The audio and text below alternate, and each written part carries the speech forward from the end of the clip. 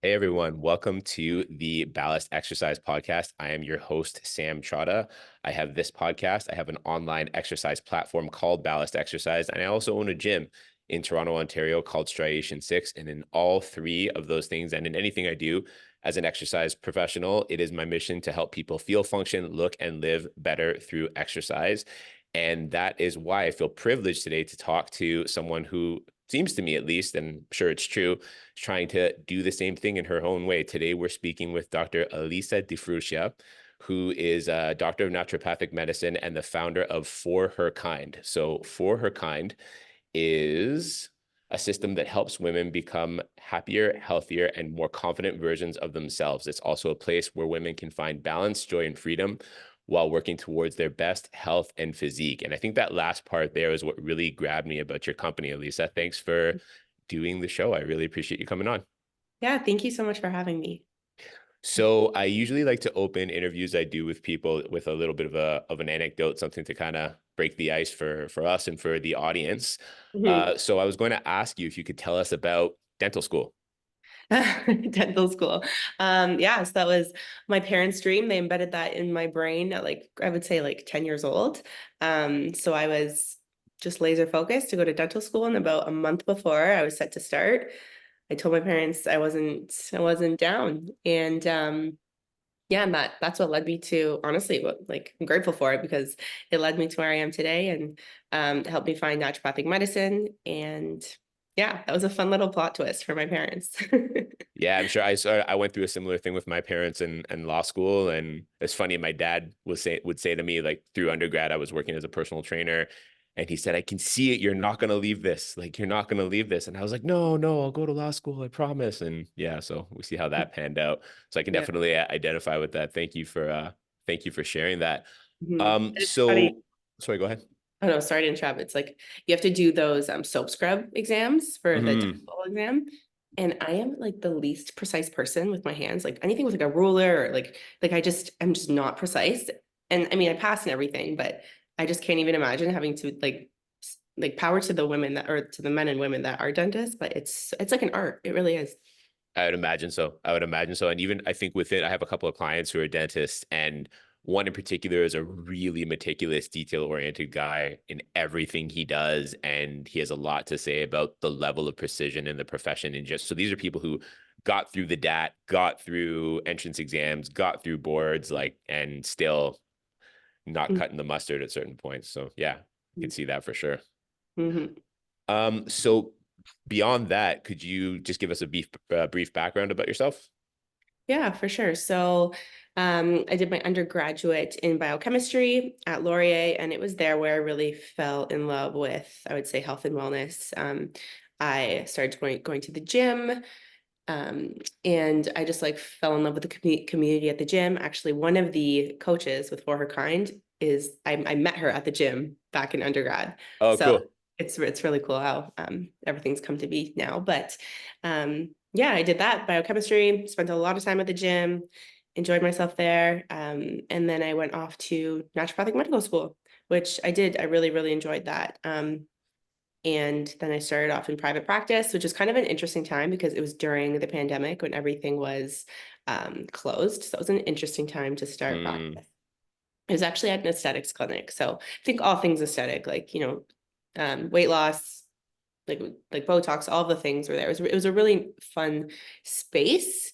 But I didn't love the like almost like searching for like quick fixes when it came to solutions mm, for fixing your body composition because there's so much more to changing your body composition than just like taking something or just so much more to your health or feeling better. It's beyond that. It's really rooted in your daily habits. So I wanted to be able to help people basically with their daily habits rather than saying, okay, implement this, and this. See you in 8 weeks. Good luck. Right. I wasn't getting the results that I knew I could get with patients or clients. So then I was like, okay, how do I kind of shift this and make this work? And then out of that, For Her Kind was born. And we're basically in our clients' back pockets. And yeah, it's been like an honor to help women in this way and transform. that's Mhm. awesome. That's awesome. I really appreciate that. And I want to come back to that. And I will say, so you and I have a mutual friend acquaintance. Yeah. That's how we met each other. And she's a member here at my gym. Hmm. And I noticed she was actually a yoga instructor at the gym as well before lockdown. So I'd known her for a while, and I noticed a huge difference in how she was training. So I want to definitely talk about that at some point today Hmm. as well. That's so But it really piqued my interest. I sort of thought, okay, she's doing things differently. But I noticed she was just the way she was posting on social media, and I was chatting with her. She started telling me about you. It sounds like your organization does a lot of things differently for women. I think in a hmm positive way from everything I can see. So I'm really Yeah. glad to see that. I'm really glad to see that in general. Thanks. Um, when looking at what you could do with or after an undergrad in biochemistry, I mean, that's pretty powerful. I'm sure there was master's programs. I'm sure there was medical school. Mhm. Why naturopathic medicine? Yeah, I think well, honestly, there was a bit of panic there. Like this was like a beautiful accident. But I had seen a naturopath 2 years prior to, and I was like, wow, like I loved her approach. And I was implementing so many of those things, like, just little things like making sure I was getting more colorful foods and, having a source of protein at every meal. And I just kind of started to fall in love with like nourishing my body and moving my body from like a healthy place, and to promote longevity. And I think, um, yeah, it was like if I can make my career that's kind of like a hobby and I can positively influence others, I was like, this sounds like a dream. Fantastic. And so when you were in the position of being a patient at a naturopathic medicine clinic, was your naturopath prescribing or recommending in some sense movement and exercise in some way to help you with your situation? Yep, yep, exactly. We also did some acupuncture, but everything was very like like the acupuncture, for example, like it wasn't supposed to be a forever thing. It wasn't like, a medication where it was like, okay, this you need to take forever. It was just, for a purpose. But ultimately everything really came down to my daily habits, which I liked. And not all naturopaths are like that, I will say. Um, but this one in particular, I really admired the way that she practiced. Yeah, it's fantastic. I love hearing stories of people who have a certain kind of experience with a Hmm. certain practitioner in a certain field Hmm. that doesn't necessarily represent the whole field. At the Hmm. same time, it represents the field in such a positive way that it inspires, the patient or the client or the person receiving the service to actually go into it themselves. That's pretty spectacular. Yeah, and I can talk on that a little bit more, like with the whole, especially with women, like, hormone imbalances, like thinking, so many women come to me and their concern is I have a hormone imbalance. And I'm like, Mhm. okay, so that's a symptom. Like, what are your symptoms? I don't play by the diagnose game. I like to like just know what the symptoms are and then figure out, what the body's telling us from that. Um, and I just kind of I know there's a lot of, any doctor, holistic doctors, medical doctors, naturopaths, whatever, that will that play by that game. Like, okay, if something is wrong with you, we need to give you this to fix this. Even like hormones or herbs and things like that. Whereas really when our body is when we're showing symptoms of imbalance, we're just responding to our environment, right? So I think that's a huge shift that a lot of women, and that just goes back to like victim mindset, like, and taking ownership of your health. And that's why I really, really like working with clients, with ForHerKind, because everyone's just like ready to take this on and take ownership of their health and physique, right?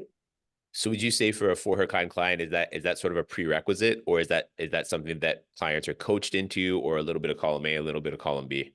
Yeah, a little bit of both for A little sure. bit of both. It's, Okay. it's just it's just shifting perspective. Yeah, because it sounded like from what you were saying earlier that someone who thinks they'll potentially have a different experience at a naturopath versus a medical doctor might Mhm. not have that same experience, or they might not have a differing experience at all. It'll just be herbs and supplements rather than medications. Yeah, yeah. And I just really exactly. And like I really strive to just tell anyone like you're the medicine. Like it could Mm, be, yeah. that's fantastic. I appreciate that. You're the medicine. That's That'll be a quote that goes on my wall, I think. That's fantastic. It's true. It's true. So what I was going to ask you was, what would you say the fundamental differences are between a naturopath and a medical doctor, a naturopathic doctor and a medical doctor? But I think just based on what you said, I'll change the question, and feel free to answer both if you want, if you see the relevance. Mhm. What should people look for when seeking out a naturopathic doctor? I would just seek that they're really taking the mindset side of things, right? Like looking at their entire, living situation, social health, physical health, spiritual health, like making sure that they're addressing that first, stress being the main one, and traumas, right? Like trauma is a spectrum. So sometimes, what might feel traumatic to me might not feel traumatic to you. And if doctors aren't kind of going into that in a bit more detail, saying, okay, how did that particular situation make you feel? Um, then I think that's like a little bit that, how do I word this? That's not really someone that can help you at the highest capacity, right? We kind of need like a little bit of that blend of I don't want to say therapy because it's not therapy, but I guess like trauma awareness, conflict awareness, um, background, like a really solid, good background check, rather than just being like, okay, what are your symptoms? What happens? Like we need to have like a deeper understanding of what's going on. So it's so interesting that you mentioned sort of conflict awareness and trauma awareness and background checks. And then earlier you mentioned sort of taking ownership and you're the medicine. And what I want to know is, how does a woman or anyone under your care have trauma awareness Mhm. and social, like situational awareness, and avoid slipping into a victim mindset? Because I think it's really nuanced, and I'd love to hear your perspective on that. To keeping ownership, taking ownership, and still having that stuff there, knowing that it's real and it's influenced and it's had a, you know what I mean? Like it's had a major impact. At the same time, it's not what's running the show. So how to take ownership of like handling like a traumatic situation, for example. That might be impacting your health, that might impact the health and progress of somebody that you're dealing with. And I know, by the way, I know a lot of these questions I'm asking weren't in the question that I No, no, oh my said, gosh, so I no, hope no, we're no. not going I too knew this off would track. But happen. this is, yeah, no, I love when this happens. I just like to double check and make sure. Yeah, it happens every time I get on a podcast. I kind of like it. Cool, cool. So with it, so completely depends on the conflict because I call it a conflict. That's what my training is in. We call them Sure. conflict. So if a conflict happens and you can resolve it in real life, right? Like let's use digestion for an example. Okay. When you have like um, digestive issues, okay, that is related to something in your life that happened that was difficult to digest. This isn't psychosomatic medicine. This is like actually like based on the psyche brain organ connection. Like there's Mm. a whole, it's based on laws. So something was undigested, hard to digest in your life. You need to look back, be like, okay, what did I, when you get the symptoms, that is when you're actually like processing it, when you're in a healing phase. Okay. But if you're locked in that healing phase, that means you're locked in that initial conflict. So that is a sign to yourself to say, okay, how can I kind of, first of all, feel what you need to feel? Definitely go through that. Don't like ignore it. Feel the stuff, let it come out. There's many ways you can do that. You can tap, you can go to yoga, meditate, talk to someone. Everyone's different, right? We're very fortunate. We have lots of modalities to help us like deal with that stuff. But okay, something was hard to digest. How can I look at that situation differently to digest it better? So sometimes it's just coming to terms with it, accepting it. Or sometimes we have to like actually change the situation in real life. Like maybe it's like if something's hard to digest, maybe it's like with a partner, right? Maybe you need to like literally remove yourself from that relationship in order to resolve the symptoms. Mhm. This is Okay. like a totally this. You're probably like, what is going on? Because this is a No, no, total. no. I'm just paying attention. I'm just paying Yeah. attention. I find this completely fascinating, because there are, if you for people who want to rely exclusively on, the medical system and medical research based protocols and evidence about things. I mean, there is definitely conventional evidence of a brain body, mind body connection. Mhm. And I find a lot of people tend to just leave it at that soundbite Mhm. and then move on, especially when someone who says what things like what you just said that might be a bit unconventional, but still potentially particularly valid. Yeah. So please keep going. Well, I Please can keep use going. myself as an example. So I have an awareness of this. They call it the new medicine. It's very new. It was founded in the 80s. Oh Um, yeah. Okay. yeah, I kind of touched on this with you. But I live and breathe by it. I haven't turned back since I learned about it. So because I have awareness of this, I haven't gotten a like quote unquote common cold, I think since literally like I was in undergrad university. But recently over the holidays, I got some news that was like quite a big shock to my system. It was like more of like a inconvenience, fed up, like, oh, now what am I going to do? Like kind of one of those situations. And what that's called a stink conflict in the medicine that I practice. Okay. Okay. So it could be literally like a stink, like, oh my God, ew, what smells? Or it could be like just like irritation. Right. Mm, So I had a stink conflict. So what was happening when I was in that conflict and like super high stress, like overwhelmed, is my nasal passages were widening to better predict danger, better prepare myself for danger. It's going back to like evolution, like our ancestors, like what would make the most sense. So that was happening. And then a week later, I figured out what I was going to do. It was related to my living situation. So basically, I had to move, figured it out. I am not kidding you. I woke up on the Saturday morning I woke up the week later in the morning with like just like a huge head cold. And I was like, okay, I'm in my healing phase now. My body's like, can finally rest, right? And like chill out. So that's when I got all my symptoms. And yeah, it's pretty cool. So it's like that's kind of the ownership that I like to take of my health. Now that I understand that and know that, if that happens again, I can maybe better predict it, maybe better handle it, maybe not, but at least I know what's happening when I'm having my symptoms and I'm not like, oh my God, freaking out, like, you know. so it's interesting. And so in this way of thinking about something like a common cold, the symptoms themselves are you call it the healing phase. So when you actually Mhm. feel the symptoms of a cold, that's your body healing from something that's Yeah. happened. And this goes with pain, which you probably see a lot, right? Like working in a gym, there's pain. A lot of pain is self-devaluation conflicts.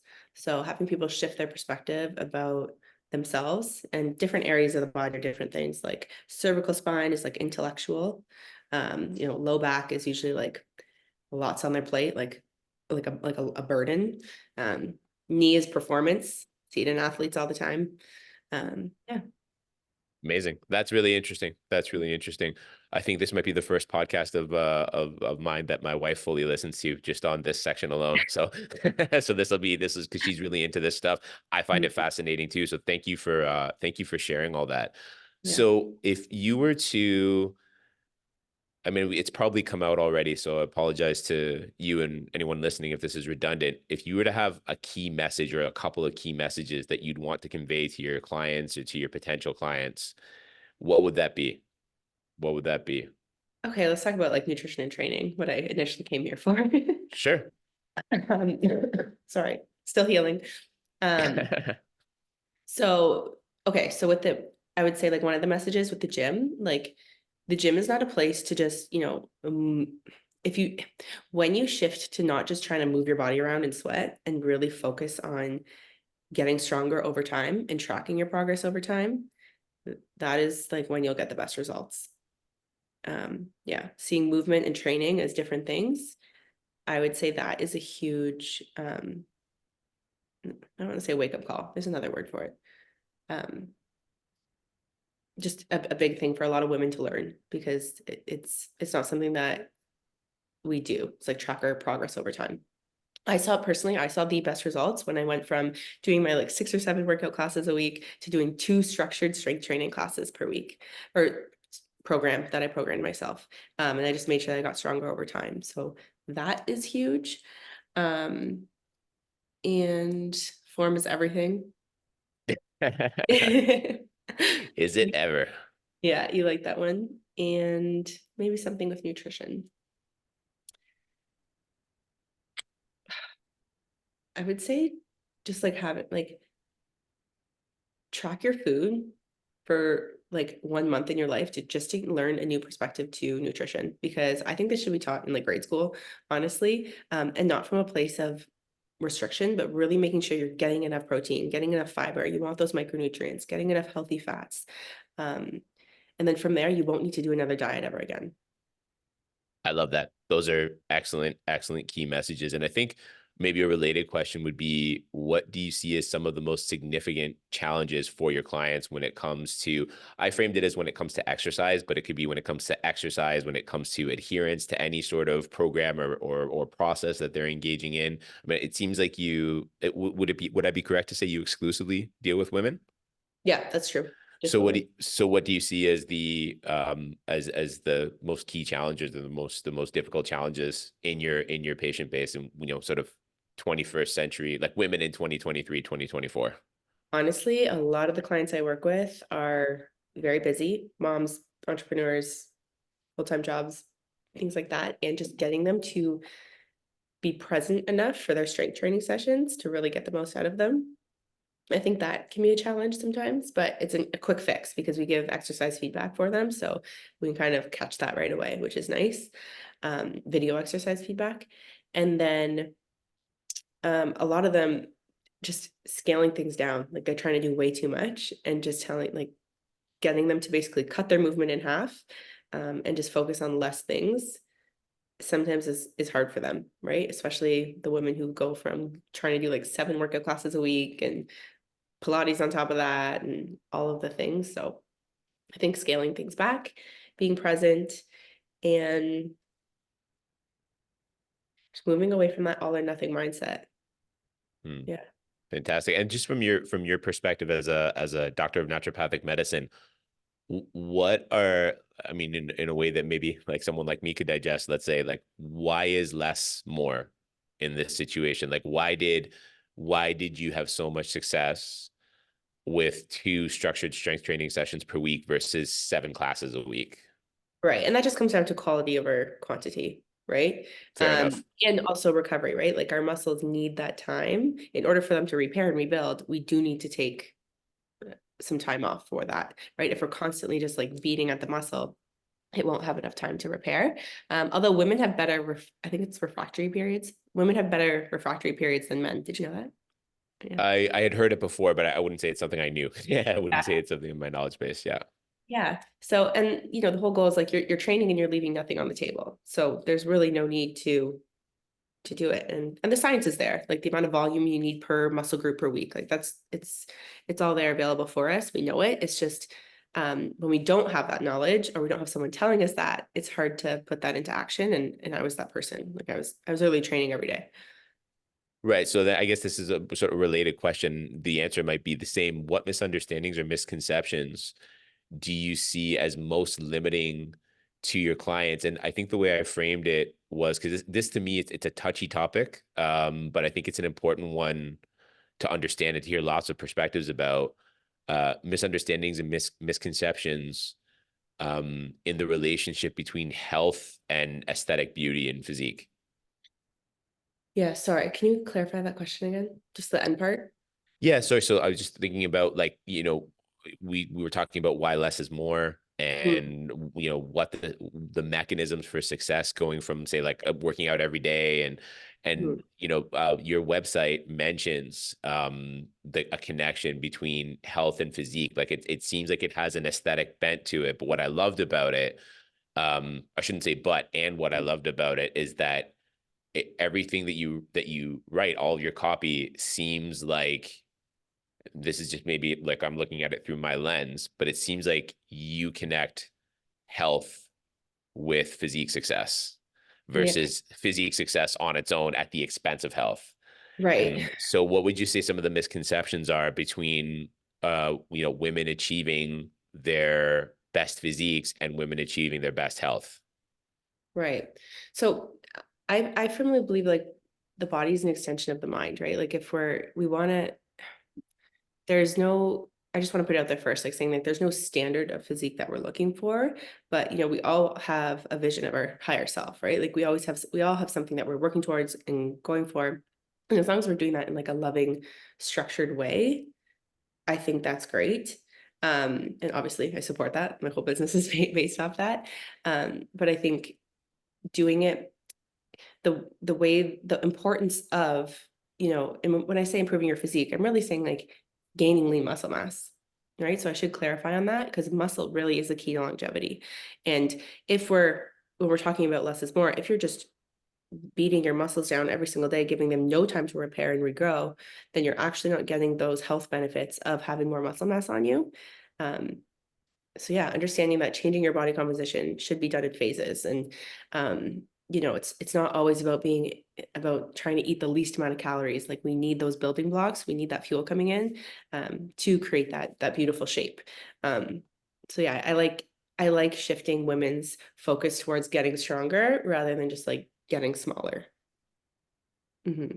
That seems fantastic. So in terms of the discussion, have you read Dr. Peter Attia's book? What is it? Outlive? My dad's girlfriend referred it to me, but I've read like many like synopses of it, but not I don't know it in too much detail. Well, so one framework he puts in around nutrition, which I loved, is are you asking the question, are you overnourished or undernourished? Mm, And so what would just hearing that, and if it's the first time you've heard just mm. at first glance, like, what did those things look like to you from your perspective as someone who um, wants their clients to achieve their best physiques in a healthy way? What do overnourished and undernourished look like to you? Overnourished, overnourished. That's a good one. Overnourished. I would say, yeah, overnourished would be. Okay, I'm gonna go with undernourished first. Undernourished is simply just not getting enough, whether it's calories, protein, healthy fats, fiber, just getting not enough of what your body needs. Hmm. I see this all the time. Like, women are coming and they're like, "Why am I not getting results?" I'm like, "Because your body's in energy conservation state, right? We need to take you out of that. Our bodies are smart; they're adaptive. That doesn't mean your metabolism is broken. It's very stretchy. Our metabolisms do not break." Um, but so that would be undernourished, and then overnourished, I would say, is just a lack of understanding, like not knowing like what your body's needs actually are, and then just going over and above those. And I see that all the time with women, just like, just emotionally eating, or filling a void that isn't, um that yeah, that is, or just trying to numb something. So helping them become aware of what those actions might mean is gives them an opportunity to fix it.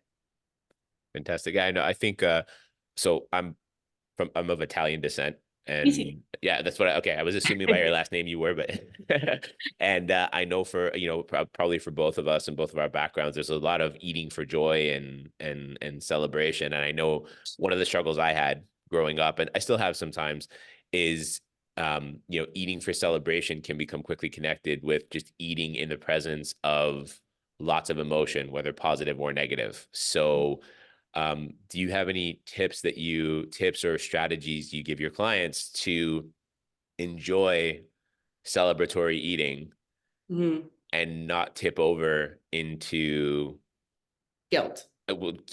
guilt or any sort of, like you sort of defined? I loved your definition of overnourished, of just a lack of understanding of what your body needs. Um, how does one avoid tipping into living in a way that exemplifies a lack of understanding as to what the body needs, while still being able to celebrate, Yeah. Christmas and birthdays, and without Yeah. making it, oh, it's Tuesday, let's have a banana split. So we're human. Those things are going to happen. And part of what we do too with FHK is like coaching women and being like okay with those things happening. But when it's honestly, it comes down to mindfulness. Like, that morning, you're having a birthday, or you're going to celebrate Christmas. Like, think about how you want to feel after that event, right? Going into it. Okay, how do I want to feel when I wake up tomorrow? Especially if you're Italian descent, like, how many glasses of wine do you want to have? Like, really kind of like Sure. trying to think about that. Sambuca, whatever. And then when you get to the event, like, build your, like, just relax around it all. I think a lot of us like almost like stress out about the amount of food that there's going to be, and then that just like feeds the emotions around it. But just building your plate, first. Like that's my biggest thing. I know it's hard when sometimes we have 6 courses, but building your plate and then just like having like trying to just be present when you're chewing your food, taste the foods. And it takes a practice. Like it's not like my clients go in the first time and they're good at that. It is just like a practice over time. And I mean, I still have to practice this sometimes. It's it's just about being okay with not being perfect. And yeah, like life's meant to be enjoyed. We can still have those celebratory days, but when you understand this perspective of nutrition, it's like you can't unlearn it, right? So it's like, okay, say you overnourished by this much. Let's look at our week as a whole and let's see like where we can balance things out. So we're still Understood.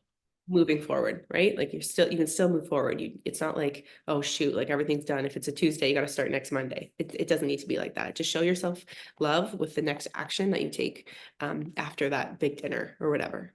So just as a simple framework, something like I accept that this happened Mhm. and that's okay. It's going to happen sometimes. And now I'm back to doing the things that I'd like to do in order to live my best life, be my best self, be my highest self kind of thing. Yeah, and that make me feel good. Awesome. Awesome. So, how does your service offering work at For Her Kind, and where can potential clients find you? Yeah, so clients can find us on Instagram. I would say that's our main hub. DMs are always open. We have our website. There's an application there, and basically after a client applies, we just get on a Zoom call with them, and we kind of learn more about their goals, and then we kind of explain how it looks working with us. Essentially, you're paired with one coach, and it's you. We basically set a couple we will set a timeline based on what your goals are. And we'll kind of show you and structure how we'll get there. And we're constantly reevaluating on a weekly basis. So as the week goes on, we'll make changes. We're never going to throw too much on you at once. We have a lot of new moms. And even though we do nutrition, strength training, and like movement, we wouldn't start a new mom with all of those things at once. So everything is very much catered to the client. So it's really true one-to-one coaching. And yeah, the goal is to get you in the best shape of your life and make it feel easy and fun and exciting. Mhm. Fantastic. And is naturopathic medicine part of the service offering at For Her Kind, or is that a separate thing, or are you still doing that? So the health advice is basically just whatever's up here. I don't label it as anything. Oh, understood. Okay, Yeah, cool. all of us coaches are getting continued education. And if I don't know the answer to something a client asks me, I'm so fortunate because I can ask, our physio or another woman on the team. We have a really diverse team, which is nice. All right, fantastic. And is there anything else that you'd want anyone listening to this to know? Any messages, anything tactical, just totally open-ended? Is there anything else that you'd want potential clients to know, or Mm. anyone to know who might be listening? If you have like the smallest desire to make a change, let's chat. Yeah, that's about I it. like that. I Mhm. like that. All right, Mhm. Alisa, thank you so much. I think that's probably a pretty good place to stop. Thank you so much for being here today. Really appreciate you, and all the best to you. I will put details about how to find you and how to find For Her Kind in the description of the podcast. So for anyone listening who wants to contact Alisa, please go ahead, take a look, and I do hope they find you. That's fantastic. Thanks, Sam. Good seeing you.